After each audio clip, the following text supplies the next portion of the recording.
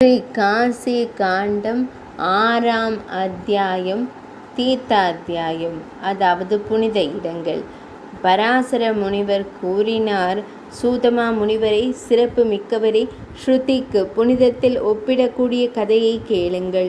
இது இதயத்தில் தக்க வைக்கப்பட்டால் ஒரு மனிதன் தனது வாழ்க்கையில் அனைத்து இலக்குகளையும் அடைய உதவுகிறது. அதன் பிறகு முனிவர் தனது மனைவியுடன் சேர்ந்து ஸ்ரீயின் தரிசனத்திலிருந்து எழும் அமிர்த ஆனந்த நீரோட்டத்துடன் புனித நதியில் மூழ்கினார். அவர் மிக உயர்ந்த மகிழ்ச்சியையும் பேரின்பத்தையும் பெற்றார். தூய மனதுடைய சூத முனிவரே, தாங்கள் யாக குழியின் புனித குழியிலிருந்து பிறந்தீர்கள். பண்டைய புராணங்களை அறிந்தவர்கள் கூறும் ஒரு சொல்லை கேளுங்கள். நல்லவர்களின் உள்ளத்தில் மற்றவர்களுக்கு உதவும் தீவிர உணர்வு எப்போதும் விழித்திருந்தால் அவர்களின் அனைத்து துன்பங்களும் அழிந்து ஒவ்வொரு அடியிலும் செல்வம் பெருகும். மற்றவர்களுக்கு உதவி செய்வதன் மூலம் பெறப்படுவது கடுமையான தவங்களால் பெற முடியாது. புனித மற்றும் புனித நீர் மூலம் தூய்மையை பெற இயலாது. அந்த நன்மையை ஏராளமான தானங்கள் மூலம் பெற இயலாது. மற்றவர்களுக்கு உதவுவதன் மூலம் ஏற்படும் பக்தியையும் பரிசுகள் போன்றவற்றிலிருந்து பிறக்கும் பக்தியையும் பிரம்மதேவர் ஒரே தராசில் ஒன்றாக எடை போட்டார். முந்தையது மிகவும் கடினமானது. வாய்மொழி விவாதங்களின் வலை அமைப்பை ஆராய்ந்த பிறகு இதுதான் முடிவு: மற்றவர்களுக்கு உதவுவதை விட பெரிய பக்தி இல்லை. மற்றவர்களுக்கு தீங்கு விளைவிப்பதை விட பெரிய பாவம் இல்லை. தெய்வங்களுக்கு உதவுவதில் ஆர்வமுள்ள அகஸ்திய முனிவரால் உதாரணம் காட்டப்படுகிறது. காசியை பிரிந்து இவ்வளவு துயரம் எங்கே பிறக்கிறது? ஸ்ரீயின் முகத்தில் இவ்வளவு நல்ல பார்வை எங்கே? வாழ்க்கையும் பல்வேறு வகையான செல்வங்களும் யானையின் செவிகளின் நுனியைப் போல நிலையற்றவை. எனவே ஒரு கற்றறிந்த மனிதன் செய்ய வேண்டிய ஒரே காரியம் மற்றவர்களுக்கு உதவி செய்வதுதான். எதிலும் அடக்கப்படாமல், அதாவது இன்னும் பெரியதாக, ஒரு மனிதன் மிகவும் உற்சாகம் அடைகிறான் என்ற லக்ஷ்மி தேவியின் பெயரை உச்சரிப்பதன் மூலம் அவன் தனது அனைத்து நோக்கங்களையும் அடைந்ததாக முனிவர் உணர்ந்தார். அவர் முன்னேறி செல்லும் போது திரிபுராவின் வதம் செய்து சிவபெருமான் நேரடியாக இருந்த தூரத்திலிருந்து ஸ்ரீசைலத்தை சாதாரணமாக கண்டார்.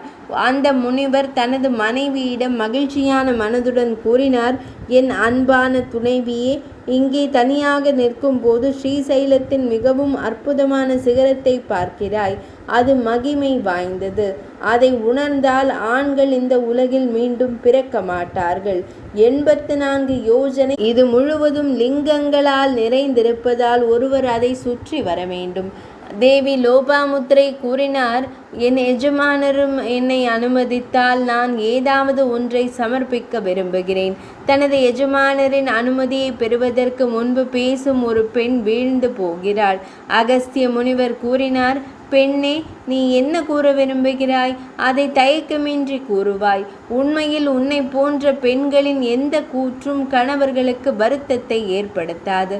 பின்னர் பக்தியுள்ள பெண்மணி முனிவரை வணங்கி அனைவரின் நலனிற்காகவும் தனது சொந்த சந்தேகங்களை நீக்க கோரியும் வினவினார். தேவி லோபாமுத்ரா கூறினார்: தாங்கள் கூறுகிறீர்கள், ஸ்ரீசைலத்தின் சிகரத்தை பார்ப்பதன் மூலம் ஒருவருக்கு மறுபிறப்பு இல்லை. இது உண்மையென்றால் காசியை ஏன் நீங்களும் மற்றவர்களும் தேடுகிறீர்கள்? அகஸ்திய மாமுனிவர் கூறினார்: அழகான பெண்மணியே, கேட்பாய். தூய பெண்ணே, தாம் கேட்பது உண்மைதான். இது பல சந்தர்ப்பங்களில் முனிவர்களால், உண்மையை தேடுபவர்களால் தீர்மானிக்கப்பட்டுள்ளது. முக்தியை தரும் பல புனித தலங்கள் உள்ளன. அதை பற்றியும் முடிவு செய்யப்பட்டுள்ளது. நான் அவற்றை உங்களுக்கு கூறுவேன். சிறிது நேரம் கவனத்துடன் கேளுங்கள். முதன்மையானதும் முக்கியமானதும் பிரயாகை என்ற தீர்த்தங்களின் புகழ்பெற்ற மன்னர், அதாவது தீர்த்தங்களின் அரசராவார். இது அனைத்து புனித தலங்களின் விருப்பங்களையும் நிறைவேற்றுவதற்கு உகந்தது. மற்ற புனித தலங்கள் அவற்றை நாடுபவர்களின் பாவங்களுக்கு ஆளாகின்றன.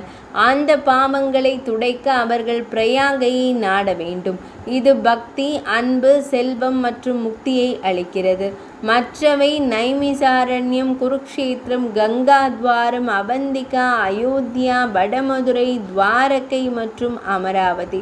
சரஸ்வதியும் சிந்துவும் கடலில் சேருமிடம், கங்கை மற்றும் கடல் காம்பஞ்சி ஆகியன சந்திக்கும் இடம், சப்த கோதாவரி என்னும் இடம், காலஞ்சரா, பிரபாச, பத்ரிகாசிரமம், மகாலயா, ஓங்காரக்ஷேத்ரா, அமரகண்டகா, ஜெகநாதபுரி இது விஷ்ணு சந்நிதிகளில் மிகச் சிறந்ததாகும்.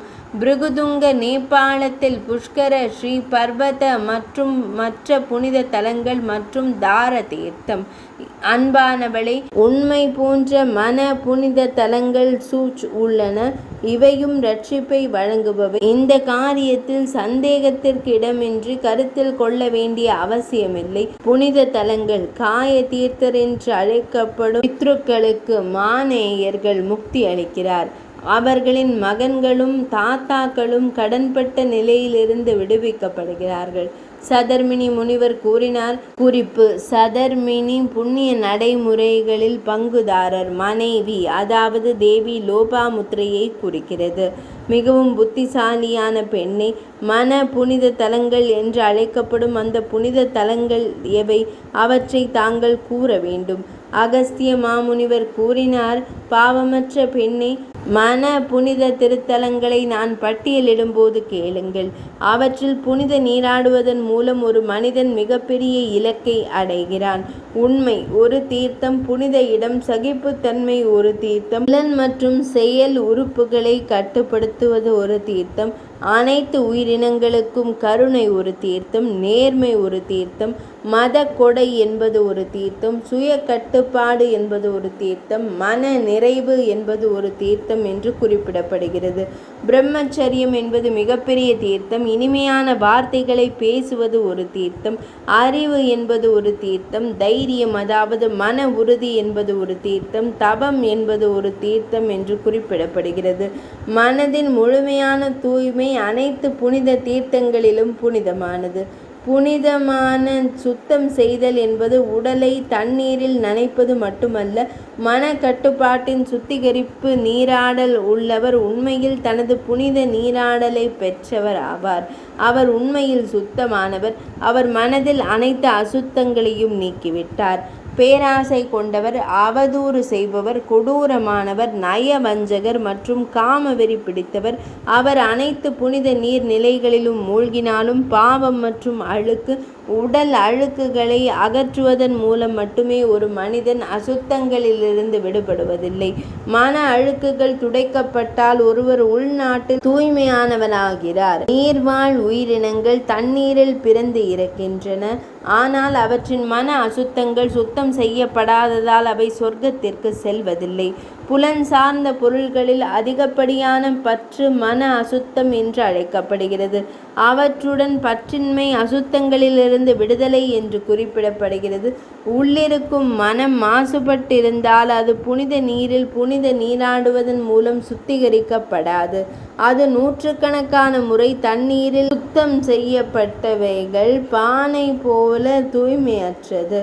மன விருப்பம் தூய்மையாக இல்லாவிட்டால் இவை அனைத்தும், அதாவது தாராளமான கொடைகள், தியாகம், தவம், தூய்மை, யாத்திரை மற்றும் கற்றல் ஆகியவை தீர்த்தமற்றவை. தனது புலன்கள் மற்றும் செயல் உறுப்புகள் அனைத்தையும் அடக்கிய ஒரு மனிதன் எங்கெல்லாம் வாழ்கிறானோ அங்கே அவனுக்கு குருக்ஷேத்திரம், நைமிஷம், புஷ்கரம் போன்ற புனித இடங்கள் உள்ளன. பரிபூரண அறிவால் சுத்திகரிக்கப்பட்ட தியானம் செய்யும் பற்று மற்றும் வெறுப்பு என்ற அழுக்குகளை நீக்கும் மன புனித தலத்தில் நீராடுபவனே மிகப்பெரிய இலக்கை அடைகிறான். மன புனித தலங்களின் பண்புகள் உங்களுக்கு கூறப்பட்டுள்ளன. உன்னத பெண்மணியே, உலக புனித தலங்களுக்கு புனிதத்தை கொண்டு வரும் காரணத்தை கேளுங்கள். உடலின் சில சிறந்த பாகங்கள் மிகவும் புனிதமானதாகவும் தூய்மையானதாகவும் கருதப்படுவது போல பூமியின் சில பகுதிகளும் மிகவும் புனிதமாக கருதப்படுகின்றன. புனித தலங்களின் தகுதி நிலம், நீர் மற்றும் நெருப்பின் மர்மமான செல்வாக்கின் விளைவாகவும் முனிவர்களால் ஆதரிக்கப்பட்டு புனிதமாக ஏற்றுக்கொள்ளப்பட்டதன் விளைவாகவும் கருதப்படுகிறது. எனவே உலக புனித தலங்கள் மற்றும் மன புனித தலங்கள் இரண்டிலும் புனித நீராடுபவன் மிகப்பெரிய இலக்கை அடைகிறான். 3 இரவுகள் முழுவதும் விரதம் இருக்காமல் இருப்பதாலும், புனித தலங்களை நாடாமல் இருப்பதாலும், தங்கம் மற்றும் பசுக்களை தானம் செய்யாமல் இருப்பதாலும் ஒரு மனிதன் ஏழையாகிறான். புனித தலங்களுக்கு யாத்திரை மேற்கொள்வதன் மூலம் கிடைக்கும் பலனை தாராளமாக பண பரிசுகளுடன் சேர்த்து அக்னிஷ்டோமம் உள்ளிட்ட புனித யாகங்களை செய்வதன் மூலம் பெற இயலாது. கைகள், கால்கள் மற்றும் மனம் நன்கு கட்டுப்படுத்தப்பட்டிருந்தால் கல்வி, தவம் மற்றும் நற்பெயர் உள்ளவர் ஒரு புனித தலத்தின் பலனை அனுபவிக்கிறார். பண பரிசுகளை ஏற்றுக்கொள்வதை தவிர்ப்பவன், தனக்கு கிடைக்கும் எதையும் கொண்டு திருப்தி அடைபவன், அகங்கார போக்குகள் இல்லாதவன் புனித தலங்களுக்கு யாத்திரை செய்வதன் பலனை அனுபவிக்கிறான். மத பாசாங்கு இல்லாதவன், ஒருபோதும் பரிசுத்தமற்ற செயல்களை மேற்கொள்ளாதவன், மிக குறைந்த அளவுகளில் மட்டுமே சாப்பிடுபவன், புலன் மற்றும் செயல் உறுப்புகளை வென்றவன், பாச பற்றுகளிலிருந்து முற்றிலும் விடுபட்டவன் புனித தலங்களுக்கு யாத்திரை செல்வது பலனை அனுபவிக்கிறான். கோபம் இல்லாதவன், அறிவு மாசுபாடு இல்லாதவன், வார்த்தைகளில் எப்போதும் உண்மை உள்ளவன், புனித விரதங்கள் மற்றும் அனுசரிப்புகளை கண்டிப்பாக கடைபிடிப்பவன், அனைத்து உயிரினங்களையும் தன்னை போலவே சமமாக கருதுபவன் புனித தலங்களுக்கு யாத்திரை செல்வதன் பலனை அனுபவிக்கிறான். எது நீதியானது, எது நீதியற்றது என்பதை புரிந்து கொண்டு புனித தலங்களுக்கு சென்றால் நேர்மை, முழு நம்பிக்கை, மன தைரியம் மற்றும் செறிவு இருந்தால் பாவங்களை செய்தாலும் அவன் தூய்மையானவனாகிறான். மேலும் புனித சடங்குகளை தொடர்ந்து செய்பவனாக இன்னும் தூய்மையானவனாகிறான். அவன் மிருகமாக மறுபிறவி எடுக்கவில்லை. அவன் துக்ககரமான இடங்களில் பிறப்பதில்லை. அவன் ஒருபோதும் துன்பகரமானவனாக மாறுவதில்லை. அவன் சொர்க்கத்தை அடைகிறான்.